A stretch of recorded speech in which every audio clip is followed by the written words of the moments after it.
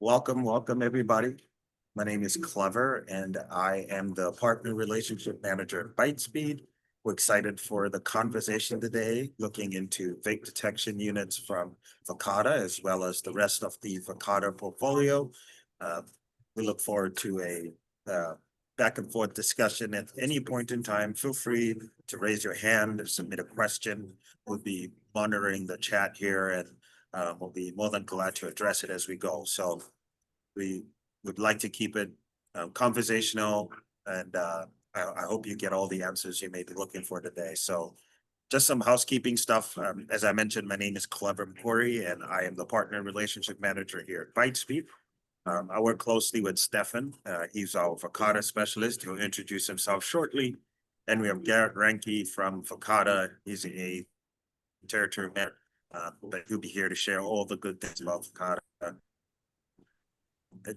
You all might already be fairly familiar with it, but just if you're not a little bit, started out in 1999, custom building desk server, which we still do today with 5 years of lifetime tech support. And so beyond that, we've expanded into infrastructure solutions across over the years, everything from Wi-Fi, UPSs. We've partnered with a lot of great partners. We're really thoughtful about who we pick to partner with.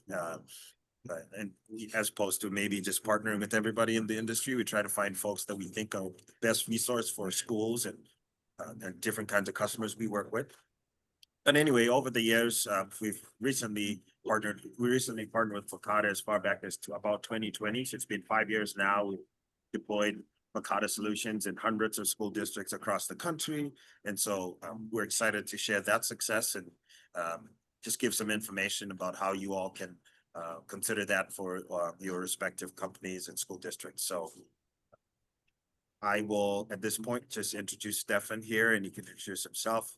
But yeah, you can expect the conversation today to be around vape detection and as well as the rest of the Verkada portfolio. But over to you, Stefan, before we have Garrett present for the rest of the time here.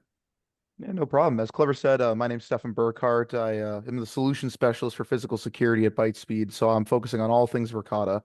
Really like to help out the territory managers and just be a resource for anything physical security related, and also just kind of assisting everybody. So, with anything they might maybe need, or helping out with end users, kind of just a liaison if you want, if you'd like to think about it that way. So happy to be here. Fantastic, thank you. And so at this point, we'll introduce Garrett. He's been with Verkada a little over 2 years, as I mentioned.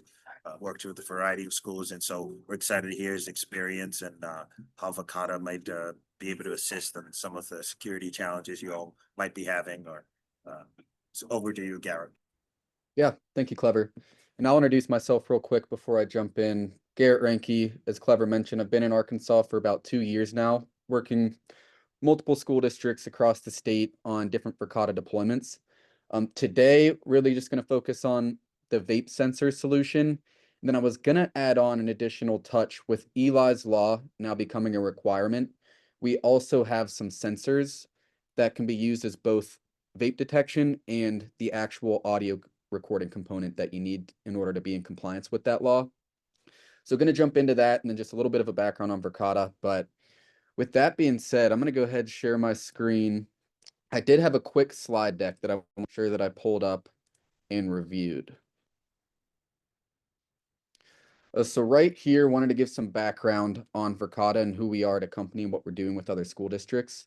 So primarily, I know we were going to focus on the vape sensor deployment. But one thing I want to make sure that I do touch on, while these sensors do work really great on their own, where a lot of schools are seeing some benefit is whenever it's paired with our cameras. So all the products that you can see here, they're fully integrated with each other. They're all managed on the same centralized platform. And what happens here, whenever you get a vape sensor notification, if it's paired with a camera, you also get a video clip immediately sent to your phone. So a lot of times I hear with some of the vape sensor deployments, you get delayed timestamps of notifications. It's just sent over an email, and then a staff member has to go to the bathroom and actually try to catch that student in real time, or they have to go to their other camera system. And really just hearing that it takes up a lot of time to actually catch what student is vaping. So do want to make sure that I explain that the power of Verkada, aside from just having the vape sensor alone, is being able to have a fully integrated solution that you can manage on one centralized platform. Then here wanted to pull up some of the other school districts that we work with. On the left-hand side, that's some of the school districts that we've been working with the longest. And we've been working with a lot more schools. Recently had a lot of deployments specifically dedicated to Eli's Law for the audio recording. Then also some other deployments with vape sensors and adding in cameras to make sure that there was some context onto the specific student that was triggering that alert. But wanted to point this out. If you guys knew anybody at any of these districts, reach out to them, see how Verkada's working for them, rather than just hearing us talk about it here today. Then again here, I'll skip over this. This is the rest of our product suite. So a lot of times, once you get the vape sensors in, if you see other things that or other issues that are arising in your school, that it's something that Verkada can help with, do you want to touch on? It's just going to be added onto the command platform. And then that would be something that you can continue working with myself or with Speed, of course. And then here wanted to dive into our architecture a little bit. So it's a little bit different and it's a hybrid cloud model. So what that means, you'll have the sensor itself. It's going to be just connected to power, connected to internet, and that's all you need. You don't really need all this back-end infrastructure. So everything's going to be stored on the sensor itself, and then you can access everything through the cloud. So this is what's going to give you your remote access. You're going to be able to log on to any web browser. And if you have the correct permissions, be able to go into command, edit any of the settings, look at what's happening throughout the district in the specific bathrooms or specific locker rooms that you have everything placed. And lastly, wanted to touch on this. Biggest thing that I always like to point out as far as our licensing, how everything works whenever you actually own the hardware, is that we do have a 10-year warranty. So if anything were to fail with that sensor, if the hardware, say it stopped working at year 7, we'll replace that next day with next day RMAs. So as far as cost, whenever you're looking at the cost, there's not going to be any additional costs associated with the hardware itself. And then we also have automatic software updates. So I think really a lot of the questions that I've been getting recently is just what happens if we push something out that's new with Eli's Law as we continue to better the sensors for the specific audio recording. What happens if we come out with all these new updates and we push those out automatically? So once you own the actual piece of hardware, the software is going to be continuing to get better time over time over time.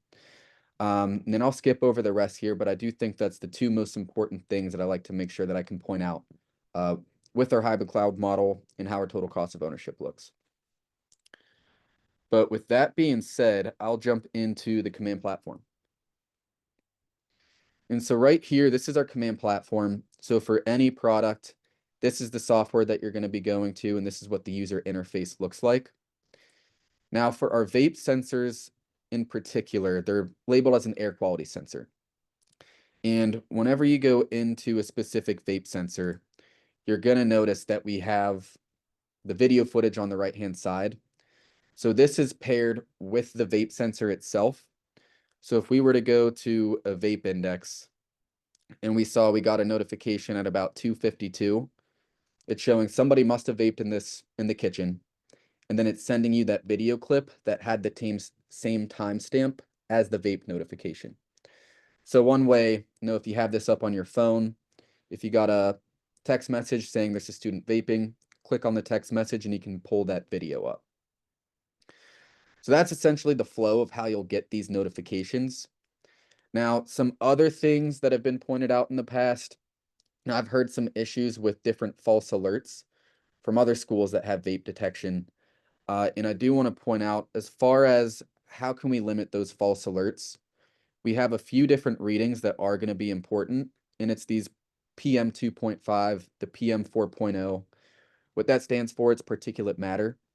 So our sensors are getting acclimated to the environment, and the particulate matter has different chemicals in the air from cleaning supplies, for example, or from students spraying their Axe body spray. And it's picking those up as particulate matter and distinguishing the cleaning supplies, the body spray, from the actual vape index reading. So that's one of the ways that we can help limit those false alerts, aside from just having the camera that's paired with the sensor itself. And then some other notifications that can be pretty beneficial that I've seen some schools use would be, for example, the tamper notification. If a student messes with the sensor, you're going to get a notification right away. Some schools have used the motion detection just to see was that the only student that was in the bathroom at the time that triggered the vape alert. Then I've also seen some schools talk about wanting to implement the motion detection if they're in any lockdown scenarios, so they can see if the bathrooms are clear. Is there a student in there? You know, using it as more of a security perspective as well. And then the next thing, while we're still on the vape notifications, one of the things that I walked through with some of the schools are these analytics that you can see. So I've talked with some schools. They don't really know which bathrooms are the hot spots. They're trying to figure out a plan of how to approach the vaping epidemic. So one of the things that you can do if you have these vape sensors deployed throughout your entire district or through the entire high school, you can select which location you want to be able to look at and see how many vaping incidents are happening in that specific bathroom. And then if you want to see is there less vaping being detected throughout the locker rooms, throughout the bathrooms, you can start to look at the weekly, the monthly, the daily statistics just to see whether or not that trend is going down and how you need to approach, maybe some disciplinary action within the district.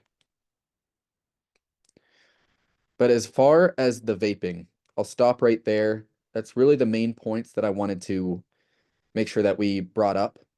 Before I move on to how this can also be used to meet the requirement with Eli's law, are there any questions that anybody has? You could type in the chat.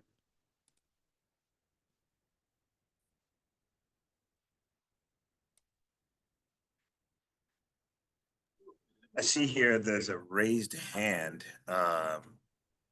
Yeah, you can go ahead and just post your question in the chat. And I can read it out for us here. Okay.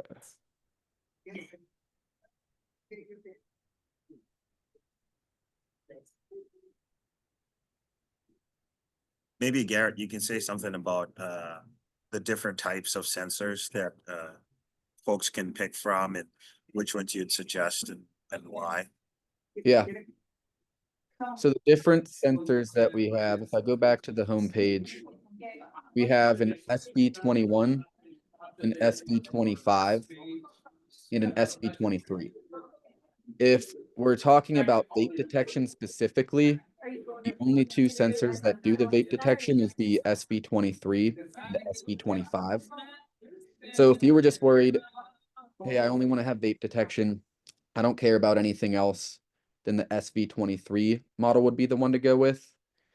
Now, if we're bringing up Eli's law, you want to have vape detection. You want to have a sensor that also stores audio recordings for 90 to 365 days to be in compliance with that law, then it would be the SV25.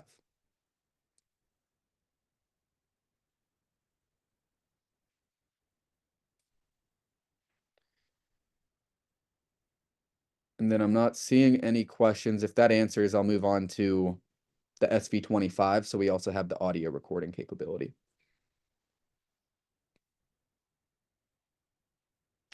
All right. So for Eli's law, we have the SV25. Now it states for a requirement for how long these audio recordings need to be stored. Needs to be stored for at least 90 days in a maximum of 365 days. And we have two different SV25s, one that stores for 90 days and one that stores up for 365 days. So you'll meet the compliance as far as the storage capabilities. Now, diving into this for whenever you have to use this, because this law was put into place so you can make sure that you have active investigations to prevent bullying, prevent hazing in bathrooms. So what it would look like to walk through that process, if you were looking for a specific audio recording clip, you filter for custom, and then you would select the specific date that you're looking for. So let's say if it was June 20th, maybe it was something that happened in the locker room right before a boys basketball practice or a boys football practice with summer getting rolling. You would select the time frame. So let's say it was 4 to 4:30. Click apply. And then it's going to start to show the specific audio recordings that came up. And then to share this footage or to save this footage, you would download a clip. It would get sent to your email, and then you can share this with anybody that needs access, or you can just have that saved in your email.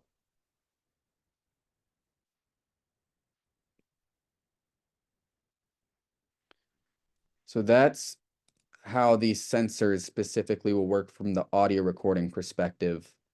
One thing that I do like to point out that I thought was some really good questions from an administration level when I had another webinar talking about Eli's law is what happens, how can we make sure that we're protecting coaches? What happens if we are hosting a basketball game or a football game and we get accused of listening in? I like to point out this audit log. So in order to make sure that you're using this right, you do have an audit trail. So if there's any sort of what if scenarios or accusations, you can go back. This shows every time I edited something within that audio recording and was going back through an investigation. So this is one way to make sure, okay, you do have an audit trail. If that what if scenario does come up, you do have a way to protect yourself if need be.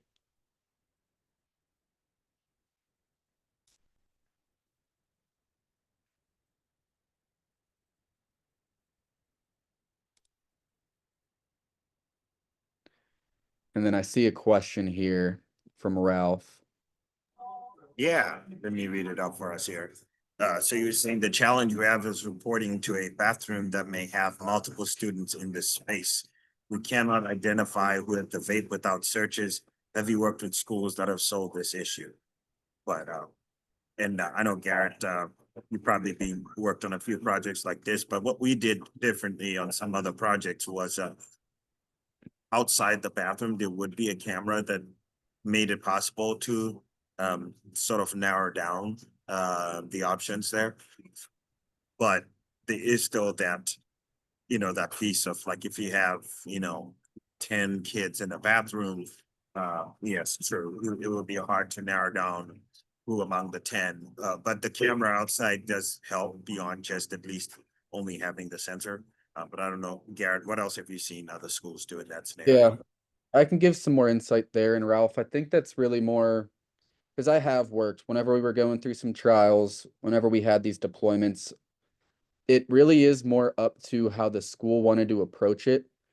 I've seen scenarios where they pulled up the camera footage, they seen that the students weren't out of the bathroom yet, and they would send, in this case scenario, it was a principal who was in charge, and they sent the principal to stand outside of the bathroom, and they specifically just had everyone go to the office, and that's how they decided to move forward with that. And then I had another school where I think for them it was primarily the tech director was involved with the vape incidents, and he would just look at the camera, and he liked to do a surprise search in their backpack just to confirm which one of them it was. But that is more something that I think each school might have a different approach. Those two scenarios are the two that, I was curious in learning how were they going to go about that. And that was the example, one of those schools when I brought up the, if we go back, that's why they also started using these motion notifications as well to see, is there anybody else in the bathroom? First of all, do we know this is the student that was actually vaping? Okay, yes, we do now. We can confirm that. Let's go search his backpack or take some sort of action. But that is a good question. I've seen schools do it different ways, whether it was standing outside of the bathroom or doing a search of each of those students at some point in the day.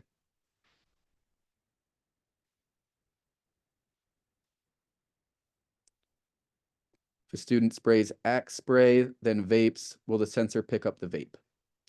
Yes. So what you'll see if a student sprays that Axe spray, you'll see a spike in this particulate matter.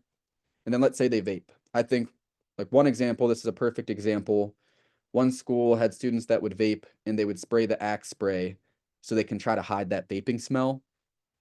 And what they saw was that the spike in that Axe spray, this lasted for about 15 minutes, and they still got a vape index reading that lasted for about 4 minutes. So they were able to see, okay, we see that the particulate matter reading, it did pick up that Axe spray, and they were hiding the scent of the vape by being able to see that vape index in particular. So short answer, yes, the particulate matter will distinguish the Axe body spray. It'll pick it up here. And then the vape index would be able to distinguish the vape specifically.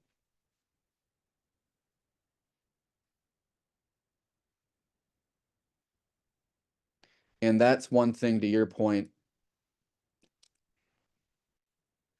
You're welcome. And Ralph, that's one thing that I would like to add. So I think these are all really good questions. One thing we like to do is we'll send out trials of this equipment. So you can see, have those conversations proactively before you purchase anything. How would you like to approach, okay, we saw there was multiple students in the bathroom. What is the best approach for us to take some sort of action? And then also, to your point with the Axe body spray, I would encourage you to see how can it distinguish the vape sensors or the vape readings between the Axe body spray. For everybody on the call too, that's one thing that I do like to make sure that we do before just going through a purchase, to make sure we do have all your questions answered and that you're comfortable in making a purchase.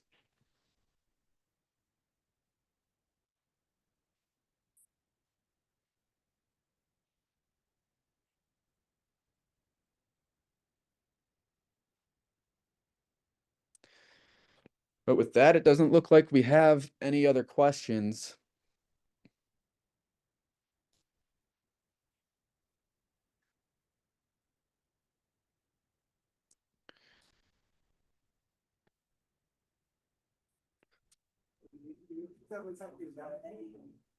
Yeah.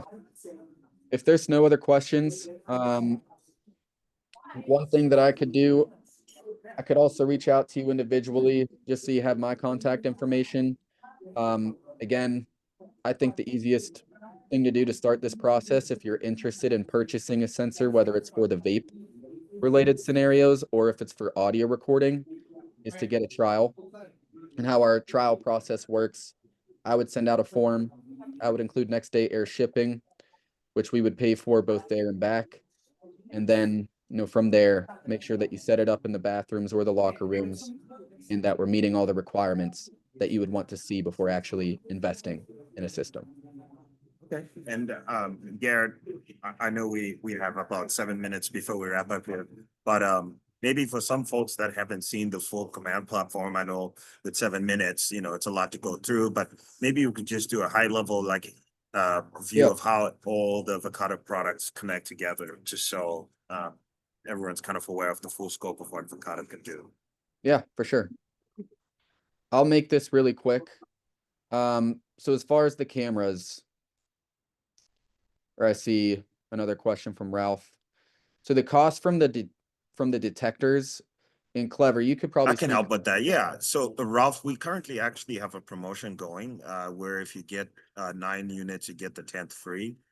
So I can, after the call, send you some pricing for that. But we have or I can talk to Garrett as well and look at the newer version of them as well. But so we can follow up after the call and kind of give you both options so you can see some pricing. So yeah, we have promotional pricing currently, which is great. So it's as good as it's gonna be. And for the other units that are not currently on a promotion, we can give you a quote for those as well, the newer line, so you can compare both. So we'll follow that up after the call. But yes, go ahead, Gary. Okay. So I'll run through this real quick. As far as our cameras are concerned, we did come out with something where even if you have third-party cameras, we can integrate that into our software. So focused on this, I think the biggest thing, right, that I'm always hearing is what's the process to actually find footage and how can we get notified on specific events to make sure that we're preventing them from happening? So when we're walking through the flow of finding specific footage, one thing that I do like to show is that we also have an AI search now. So I'll just click what's up here, a delivery person, for example. If you know a specific thing that you have to find, rather than manually searching through footage, you can type in a keyword and it'll pull up all the clips from cameras across the district that matches that description. And then you can also create an alert. So if this is a specific description you wanted to get alerted on, it's one way to make sure that you can detect, unusual behavior or specific things that you always want to get alerted on ahead of time to help with the security aspect. But jumping into the flow of actually finding specific footage, and I talk about whether it's finding something in parking lots or in the hallways. One thing that we have is a motion grid, and this can be a motion grid in the parking lot. You can filter it out to just be vehicles or for people in particular. And it's going to pull up the footage of every time walked through that specific region that we highlighted. Another thing, if you don't know where that specific footage is, if it's something that happened at night, you're tasked with actually finding that specific clip. We can break these down from 24 hours all the way down to 20 seconds. The biggest benefit that we have, instead of fast forwarding through that footage, you can hover your mouse back and forth to fast forward and rewind. In all of these blue ticks, this is where a person was identified. So you can skip straight to where there was a person, watch the full clip of what happened, then you would be good to go from there. The next thing that I think is beneficial, whether you need to find a specific student, I've heard stories where they walked off campus, or just any description of an individual in general, you can also filter it down to what they were wearing that day. So for example, a male with red shirt, and you can find a clip that way. Another thing that I think is really beneficial, I've talked to some schools that have dealt with issues about non-custodial parents.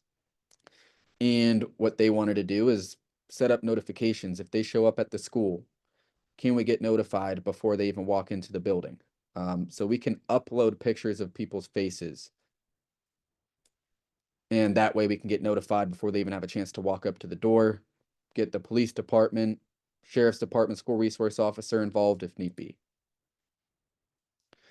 And then same thing with the vehicles, just like I showed from the people, you can filter for specific vehicle descriptions and license plates. Then you can also create a license plate of interest.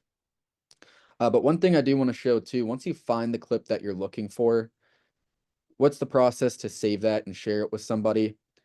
You can create an archive, add a note for why you're saving it, and then it would end up in your archived section down here. Last here indefinitely, and then you'd be able to share this over text or email to anybody that needs to have that access. So that was the cameras in a very quick nutshell. As far as access control, the biggest things that I point out is that camera integration. So if we go into a specific door, say it's the B Street IDF, you can see the event of every time somebody walked into the, or that's a lockdown. You can see an event of every time a door was opened, who opened that specific door. I think the biggest thing here as well is being able to filter for specific events.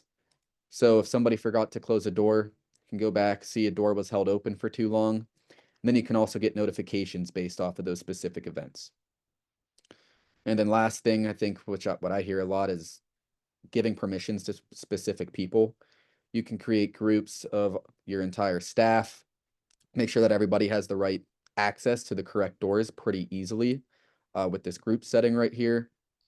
And then schedules as well. I think the biggest issue that I hear is having maybe the bell schedules different on a Wednesday compared to the rest of the week.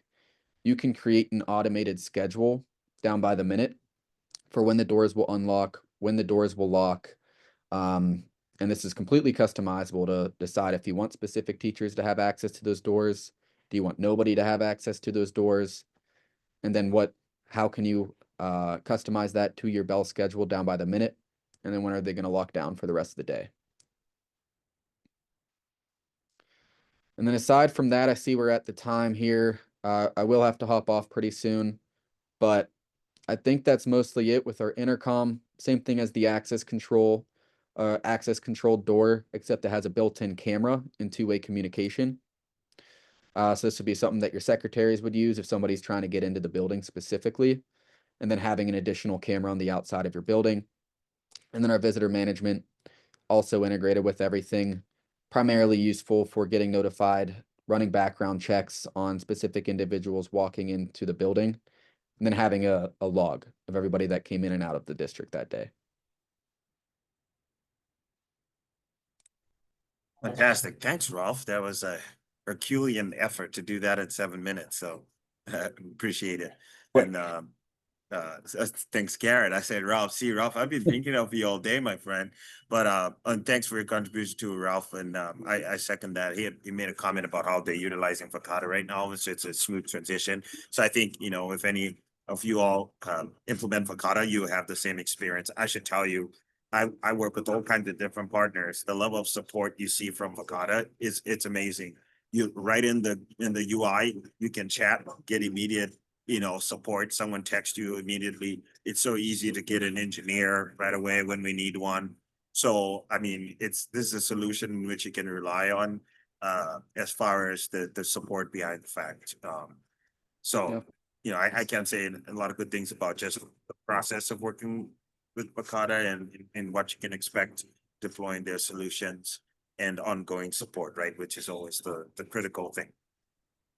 So thanks everyone for your time. We're a couple minutes over. We'll let y'all go and have a wonderful day. And we'll follow up with the recording. If you need pricing on anything or interested in further discussion, want to try anything, we'll be more than happy to get that done for you all. So, but thank you so much for the discussion today. Have a great rest of your day.